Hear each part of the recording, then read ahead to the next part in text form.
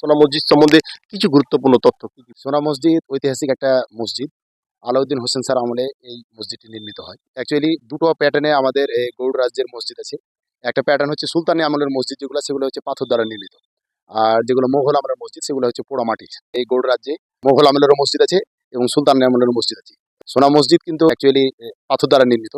তাহলে আমরা এটা ধরেই নিতে পারি যে এটা সুলতানি আমলের মসজিদ। অ্যাকচুয়ালি এটা ছোট সোনা মসজিদ। আর বড় সোনা মসজিদ যেটা আছে আমাদের পার্শ্ববর্তী রাষ্ট্র ভারত, এই ভারতে মালদার আদিনাতে বড় সোনা মসজিদ অবস্থিত। আমাদের এই যে সোনা মসজিদ, এই সোনা মসজিদের কারণে আমরা গর্ববোধ করি।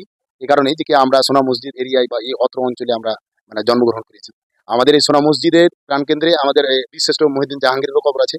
উনি কিন্তু বাসা হচ্ছে বরিশাল। বরিশালে কবরস্থ না করে সোনা মসজিদের বক্ষে তার যে কবরটা দেওয়া হবে, এই জন্য কিন্তু সমসাময়িক যারা ছিলেন ওনারা কিন্তু এই ডিসিশনটাই নিয়েছিলেন। আমার কাছে যতদূর পর্যন্ত এই তথ্য পুরোপুরি ভাবে এই সোনা মসজিদ পাথর দ্বারা নির্মিত। সুলতানি সুলতানি আমলে এই মসজিদটা প্রতিষ্ঠিত। আলাউদ্দিন হোসেন স্যার।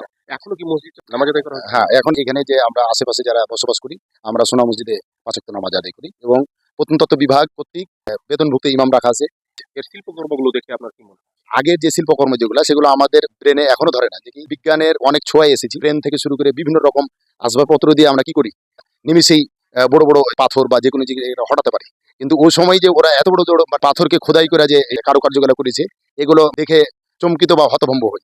তারপরে একটা কথা, কারুকার্য যেগুলো আছে সেই কারুকার্যগুলো অ্যাকচুয়ালি সনাতন ধর্মাবলম্বীদের হাত দ্বারাই কারুকার্য করা হয়েছে।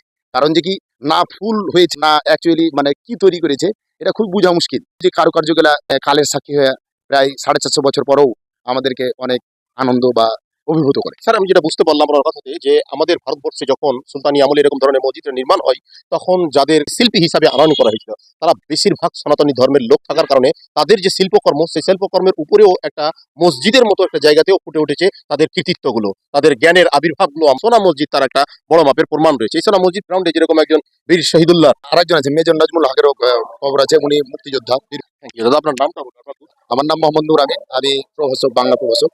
বাসস্থান আমার হচ্ছে বালিদিঘি গ্রাম, বালিদিঘি সোনা মসজিদের পত্র অঞ্চল। সামনের যে প্রাঙ্গণ, অনেক গুরুত্বপূর্ণ ব্যক্তিত্বদেরই এখানে সমাধি স্থল। সেই সমাধি স্থলের মধ্যেই কিন্তু এই ধরনের দুটো আরো বড় বড় সমাধি আমি জানলাম। ইতিহাসের সেই বিখ্যাত জনেদেরই এই সমাধিগুলো রয়েছে।